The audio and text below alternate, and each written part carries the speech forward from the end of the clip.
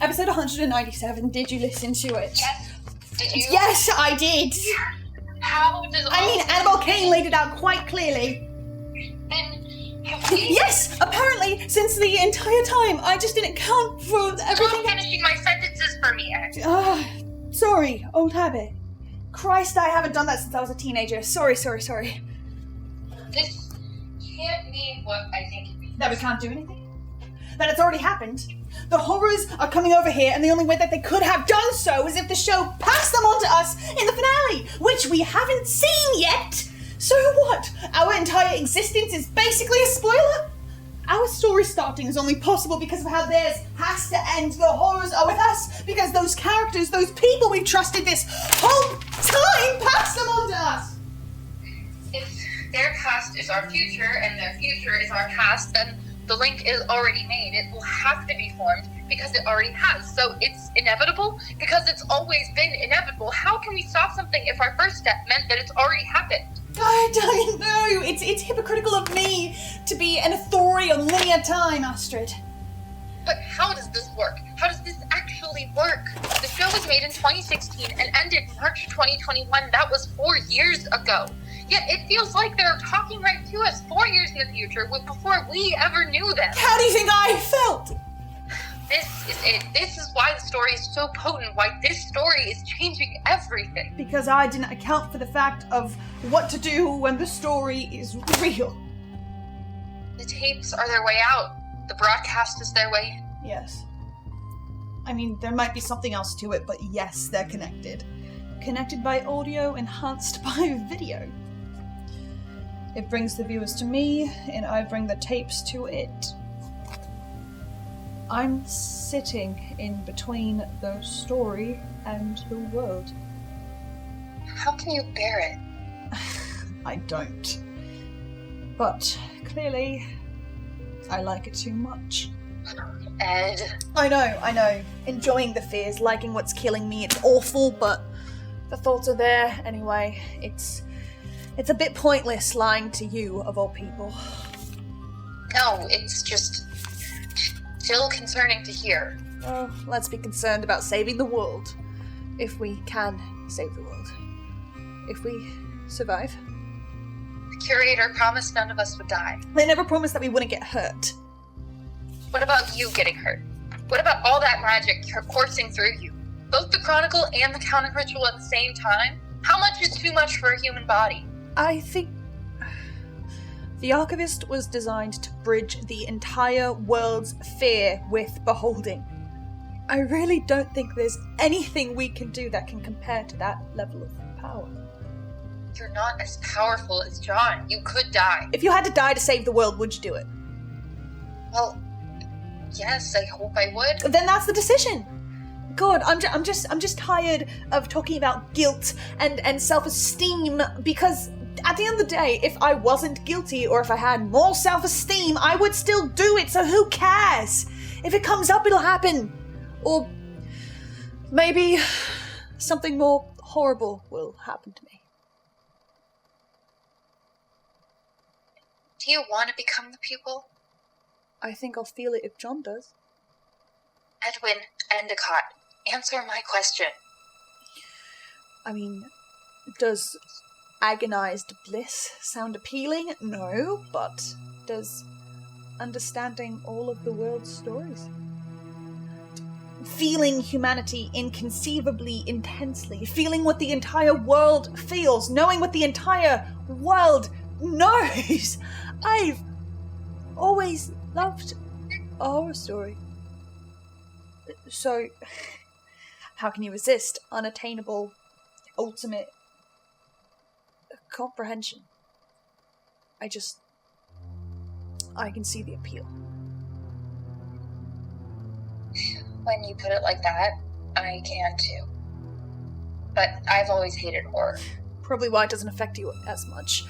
Not a lot in you that likes fear. Do you think there's a world where you're the archivist and I'm your researcher? I think there's a world where we never listened to the show. I think there's a world where we never met Ash. I think there's a world where Henrik is the Chronicle instead. Oh god, a psychic Henrik. Now that is actually the end of the world, I've just decided. For the record, though, I've always liked Sasha more than Jon. She would have been a cool archivist. Yeah. He can be a real dick. Total know-it-all. Oh my god, that was awful. And you're welcome. I think I should, go. Okay, are you alright? Yes, no, it's just... I need to keep listening. Just don't listen to 200, okay? Yes, I know. You listen onwards, we're doomed. We need to use that ending. Yes, I know. Broadcast to distract yourself. It'll give you some energy. Yes, we've been over it, Astrid. Don't snap at me, Edwin. There are eldritch horrors in your head. I retain the right to keep you in check. Fine. Literal inner demons, I get it. Just, what about you? How are you feeling about the counter ritual? Obviously terrified. It's life or death. But in the grand scheme of things, my part is easy. It just might hurt. Astrid. I can handle myself. I'll never say you can't handle yourself. I'm just still worried. What about Henrik? Have you spoken with him lately? Not just the two of us. Beyond texting? Why, is he nervous? Yes. Very. You know how he is, just... I think it'd be good if you gave him a call before the counter ritual. Yeah, alright. I can do so okay, after. It's really pulling. I probably should go. What? Fuck, I'm afraid of getting you hurt. I'm afraid of you choosing the holding. God, it feels like I can't control myself anymore. It's in my instincts, it's in my impulses. I can't even... Half the time I don't even notice when I'm using it, I just do. It's just... Sometimes... I'm not sure what I'm going to do. But you know what you have to do. Yeah. Then do it. Starting with chronicling Percy and Ash. That's still in the cards for tomorrow? Yes. When I finish listening. I've seen Percy, he's near enough, so I can only assume that Ash is nearby. Okay. Give him hell, Ed. Well, that's already the plan, darling. Did you just call me darling? Oh, well, I didn't quite, if it's, sorry if you don't like... No, you don't. It's cute. Oh. But, bigger fish. Yeah, bigger fish. We'll talk after we save the world. Right. If we, no, I really should go. Yeah, call me back soon. Yeah, of course. Thank you. I'll bye, Astrid. Bye, darling.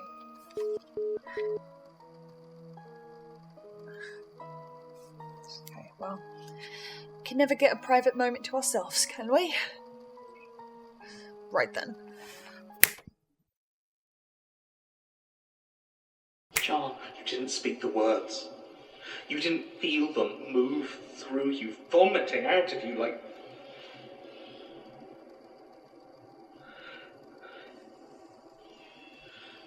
I did this. It's my fault.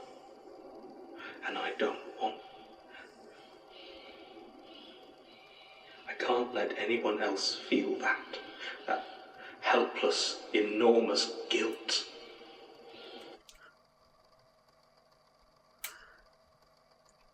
Tough shit, Jon.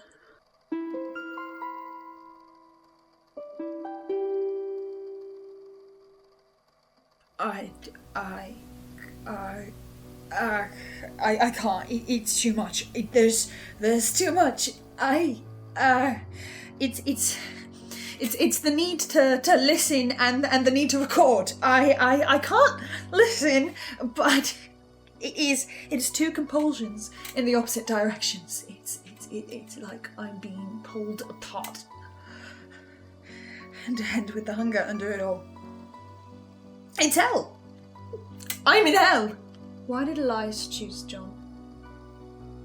Will we ever really know? I mean, Jon is paranoid and inquisitive, but he's also impatient and rash and impulsive, and Sasha was way more curious and sneaky. I mean, maybe Elias thought once Sasha figured it out, she would try to stop it. Like Gertrude. Jon let it fester until he couldn't live without it. Jon likes it. Maybe Sasha wouldn't have. Oh, how can this be a normal broadcast? How? I mean, what, you want a favourite episode? Want to know what's been going on this week? Here's an update on the Librarial Weaver. I pissed them off about the Magnus Protocol. Frankly, I can't be asked. I'm a little bit busy trying to save the world. Oh, God. I mean, a panic attack live on air is not going to help anyone. It's just the damn Truman Show. 190 scavengers to 199 seeing it through. Hard again to pick a favourite. The story... I really enjoyed the statements themselves in this batch, not just the overarching plots. 195 Adrift and 198 Precipice come to mind, but let's consider my favourite, 191. What we lose.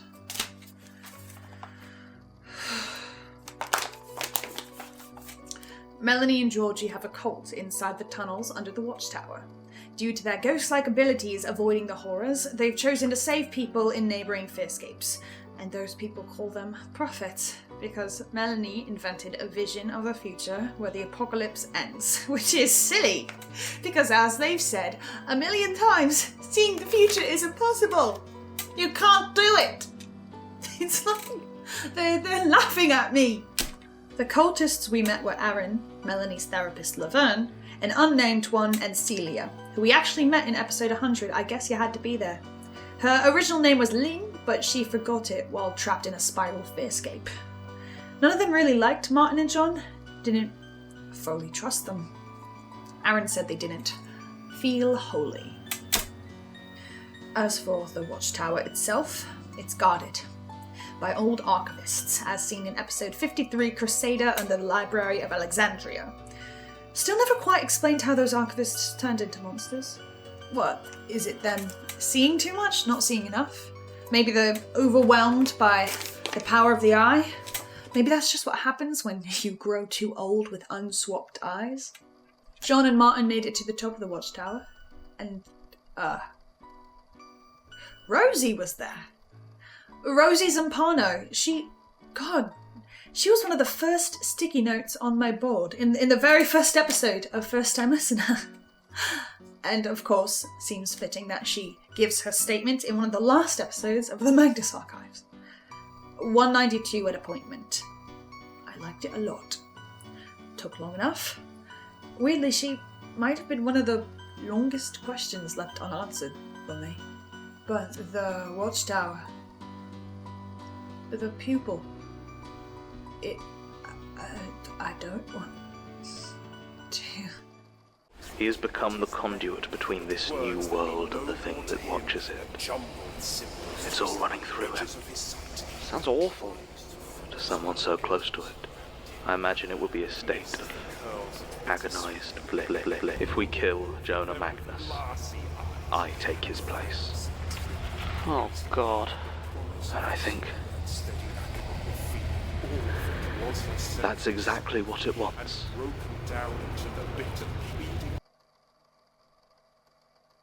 Jon wants it. I don't care how complicated that want is. I don't care how it's layered in wanting to do better, in turning the tables and not wanting to perpetuate fear. He wants the knowledge, the power, and the agonized bliss. no matter what he tells himself. But for now, Jonah is the pupil to the eye.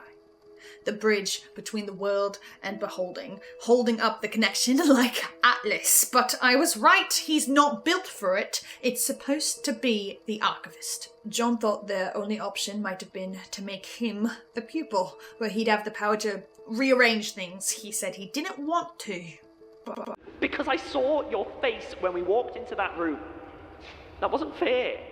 It wasn't even anger. It was envy.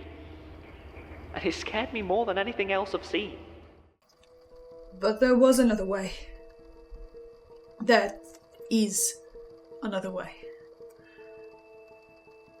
Annabelle came to Martin, told him they could save the world.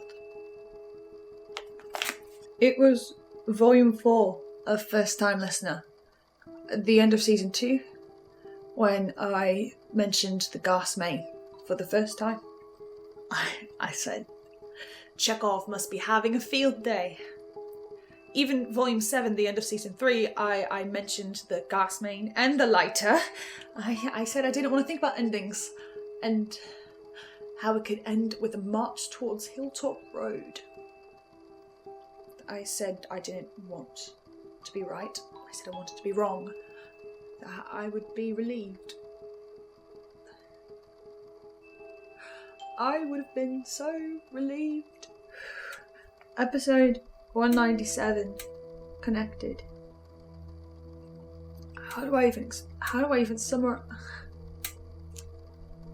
I mean, I don't have to, do I? You've already seen it, right?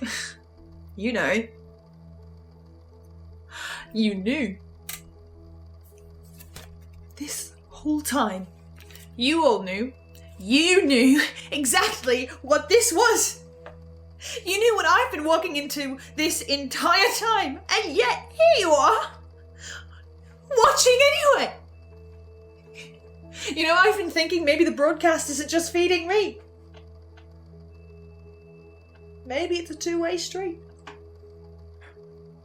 And what a feast you are all getting this time around. Oliver Banks said it first, the apocalypse is finite. No new people are being created, so eventually they will all die, leaving the fears stuck and starved. So the web created an escape room.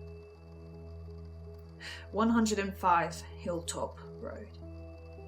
A gap in reality. Then chose Jon, the one most likely to carve out the apocalypse, to mould his voice with tapes as an anchor. Annabelle's plan is theoretically simple. Blow up the archives with the gas main and the web's Zippo lighter and kill Jonah Magnus. Then the fears will throw themselves towards the tapes into the gap, freeing their world, stopping the apocalypse. Sending the fears to live on the outskirts of other realities, as strong as they were at the start of the Magnus Archives. Until someone is stupid enough to release them there as well. They're going through with the plan. With passing it on. Basira, Melanie, Georgie, Jon, and Martin. They debated a few other options first. Are they part of a long chain of worlds that passes the fear to one another? Or were the fears created in their world, their dimension, and they are the start of the chain, and they can end it with them? If Jon became the pupil and accelerated the destruction, would that end the chain? Stop it all? Or are they already in other realities? What makes them qualified to decide for humanity? Lots of cosmic questions, seldom cosmic answers, but they're seeing it through. Which has to succeed, doesn't it? Sure, there are tons of other factors involved, but at the end of the fucking day, look at me. You can look at me. You're watching. You are watching another foolish archivist with another foolish plan to stop the foolish horrors that have so ingrained into the world that they murmur in the archivist's head. They are already here. Not in the fullness yet, but they can only have been here if they were passed on. So our entire past, our entire story, my entire story, listening to the archives and theorizing and synthesizing and predicting, it's only possible because of a finale that I have not seen yet and had absolutely no idea would be even remotely relevant to myself. It constantly feels like they're talking right at me, talking about me, which isn't possible because they can't, because this show ended before I even listened to it, years before I even considered being the first time listener. And just icing on the cake, Annabelle Kane mentioning that she wishes she created a TV show to feed.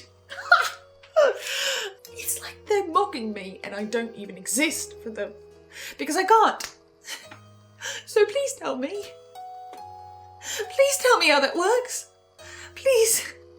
Please tell me why. Please. Just please.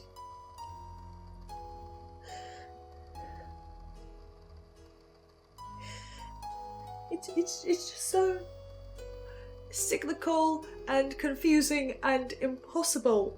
How can you predict this?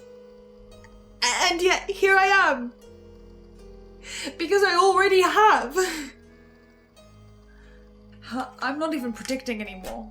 Not really. Talking through every single possible outcome just to get one half right isn't psychic, it's covering your bases. Have I said it already? Is it the one scenario I've never mentioned? Was it my first idea to begin with? Will I be shocked or will I know?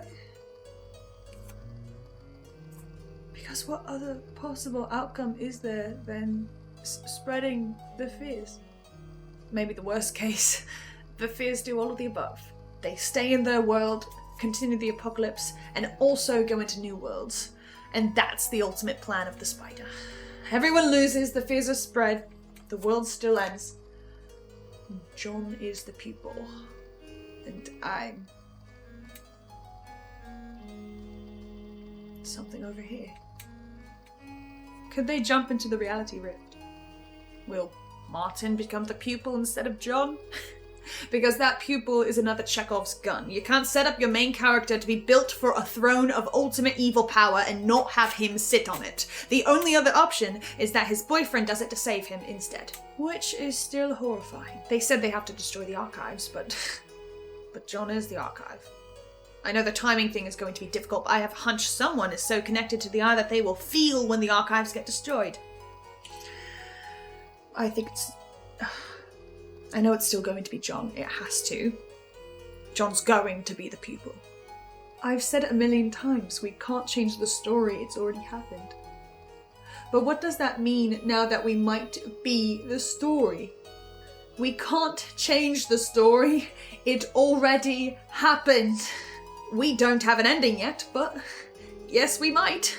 They have an ending, and their ending might be the reason that we began. However we end, they already did. And if their end pushes the fears to other places, we are the other place, and the fears are here. So they have to do it. Doesn't even make any sense. Am I making any sense, or am I just spiraling? I'm not good at talking about time and dimensions and... Oh. Or maybe I am so crazed because I can still feel it pulling at me to listen onwards. 1 episode left. I don't usually glance at the titles beforehand, but... Episode 200. Last words. This is really it, isn't it? You know, part of me still feels like that I still have no idea what's going on, that the world is still on the other side of some inside joke that I don't know about, that I'm still really missing something important.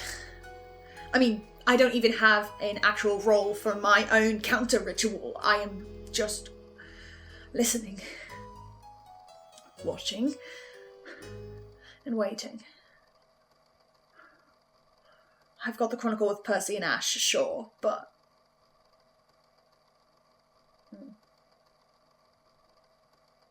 it's kind of the last thing I have to do. I've spent this entire broadcast resisting myself, fearing myself, holding back power, clinging on to humanity and guilt and morality. But Ash did this to me. And Percy went to her for it. Yes, it was my choice. Yes, I have blame. We know, but their manipulations aren't completely out of this picture. They betrayed me. They betrayed me again and again and again. And maybe I deserve a little fun. My final chronicle. A final indulgence.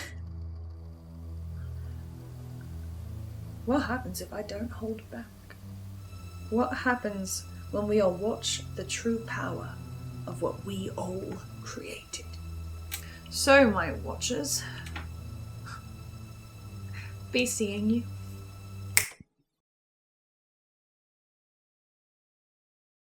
Okay, so I know it's a little early yet, but we should probably start thinking about dinner. Yeah, we don't really have a ton in the house. There's leftovers from a few days ago, but yeah, those are probably starting to go. I guess we'll just have to order takeout again. What a shame. Hello? Edwin? I know it's you. What are you... Leave. You can't change my mind. I made my choice. Leave before Ash makes you. I'm not letting you in. Did I ask you to? What do you want? Is that the way to greet your old friend? What do you want? How did you think I would react to episode 197?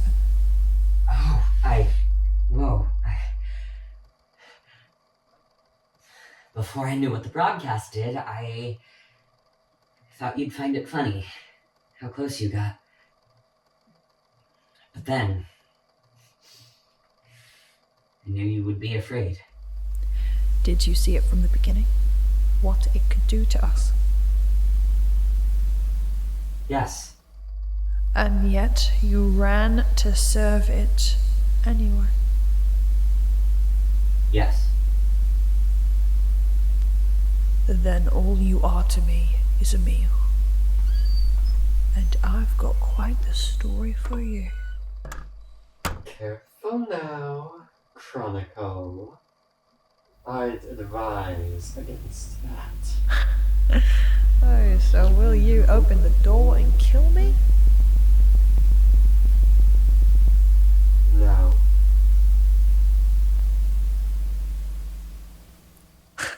Of course not. Your puppet's more important than your boyfriend. Ash, I thought you said they needed to see someone to be able to chronicle them. So you think I can't see you? Huh. How naive.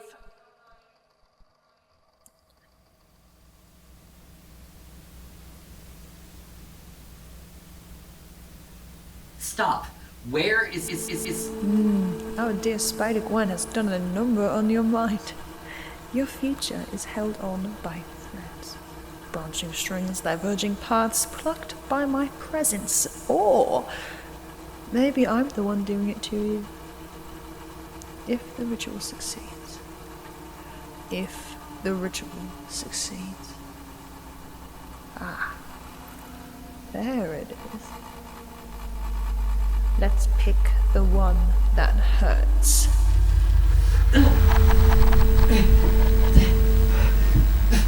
Percy. Can't interrupt now, can you, Ashlyn? Or perhaps this is what you wanted all along?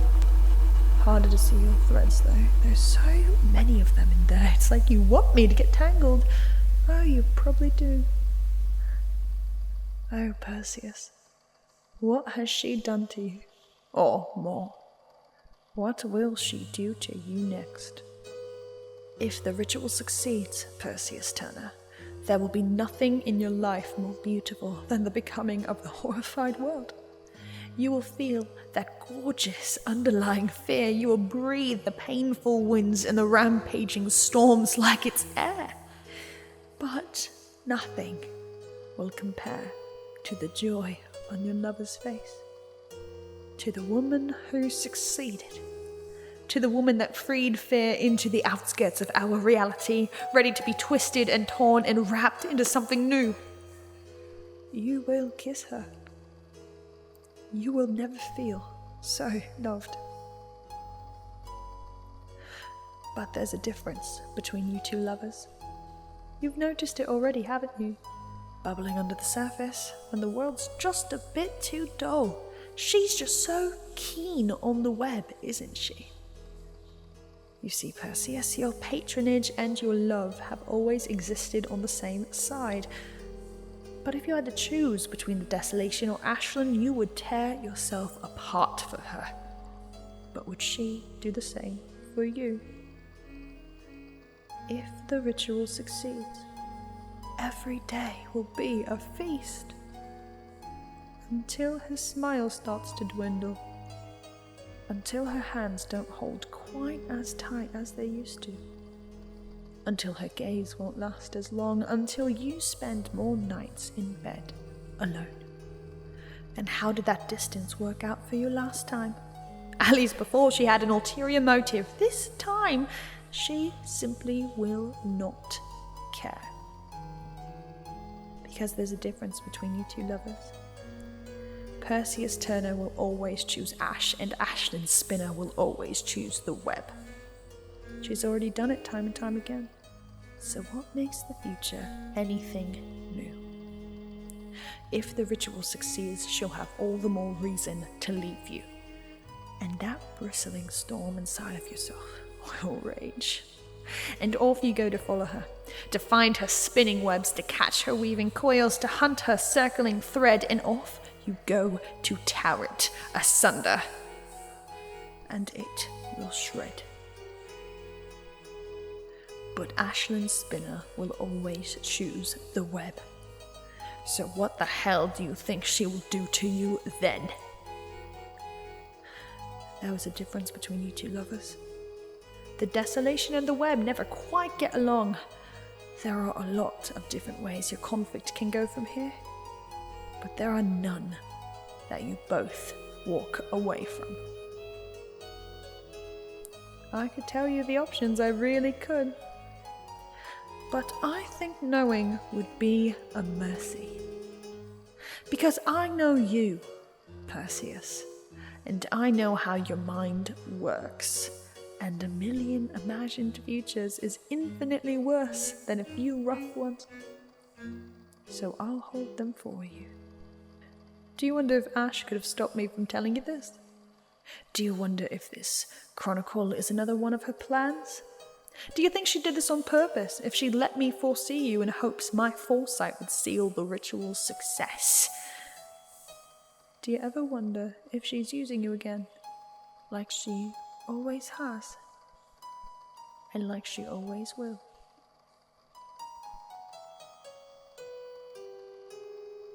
Ash? Perseus, darling. Are you even gonna do anything? Are you just gonna sit there and watch? Oh, who's the real puppet now?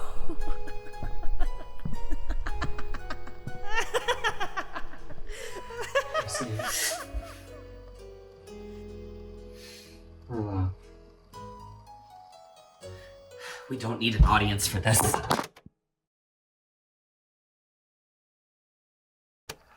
Oh, shit.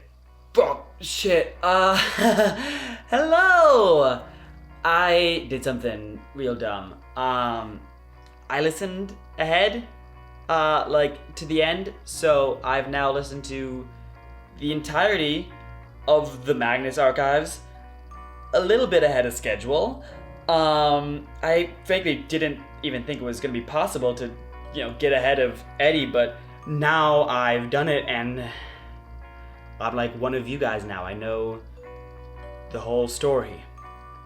So I've got to do this now because I know what the ending is.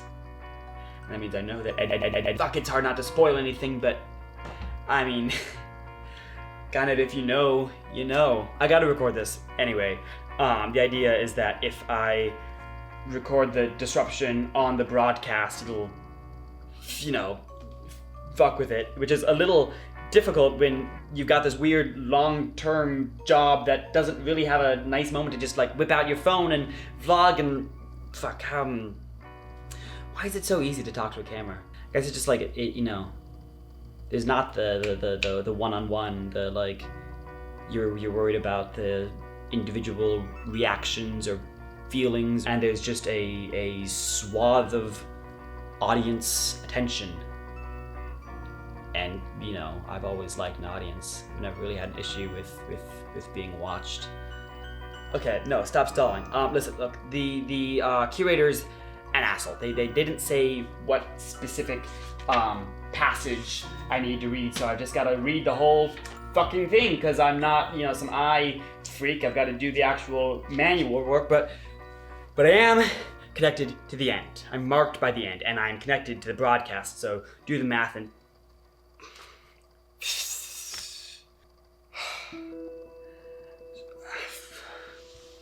I'm just... Fuck, I'm scared. I'm recording this. I need to record it to start it, but I'm also recording it to make myself start. So now we're just cataloging my fear like a iridecimal system. I have the almanac. The almanac of Oniric apertures. Astrid gave it to me when we were at the curator's shop. And you know what? I'm not talking to you about them. I'm cutting you off. I'm not talking to you about the curator or Astrid or Percy or Ash or us. I'm talking about you, the viewers, and those bastards that you serve. The curator gave me this, an artifact of the dark. In the early 1900s, sometime, this guy Henrik Schliemann, he discovered Troy, mythical Achilles, gods, war, wooden horse, Troy. Discovered the real city that had been burned to the ground, and discovered the remnants of the Mycenaean civilization.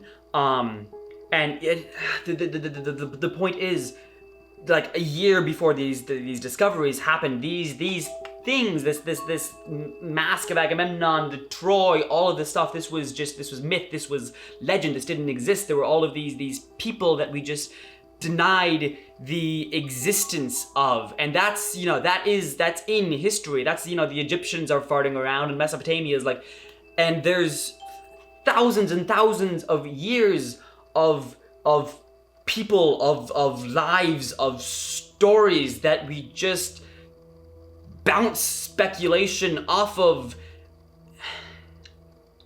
And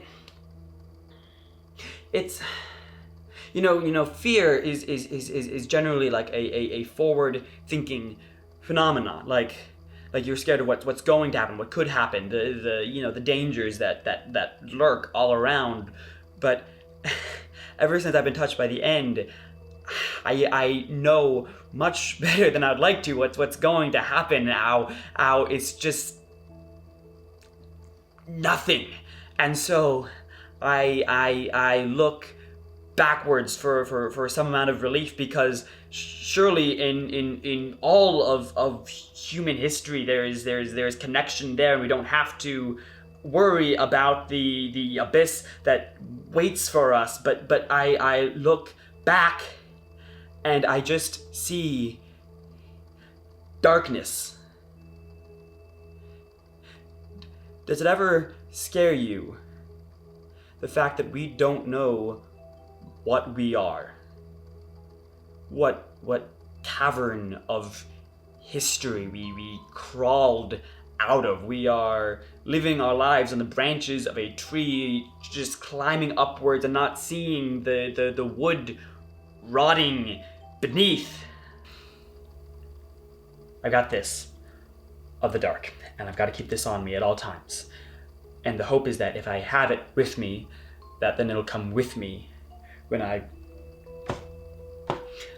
And so that Eddie won't be able to see me when I go into the dreams. He won't be able to see you when I go into the dreams. I'm protecting you from him. Or maybe him from you. That's step one, anyway. You're fucking welcome. Oh. Perfect timing, Cyclops. I can't talk to you. Eddie knows me too well. He would sense me being weird or feel that I'm scared and wouldn't be able to resist asking me what's wrong. Awful with worry, that nosy little prick. Can't help looking out for me. And now I can't even. Astrid swore they wouldn't tell him. They tried to fight me about it, but they know. They said we should have burned the book, and we should have burned it, but I've got to read it. I've got to read it.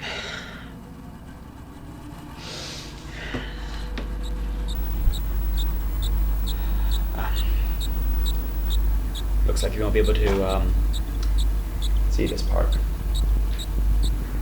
Given there's something on. Lucky you. I don't think it's gonna be pretty.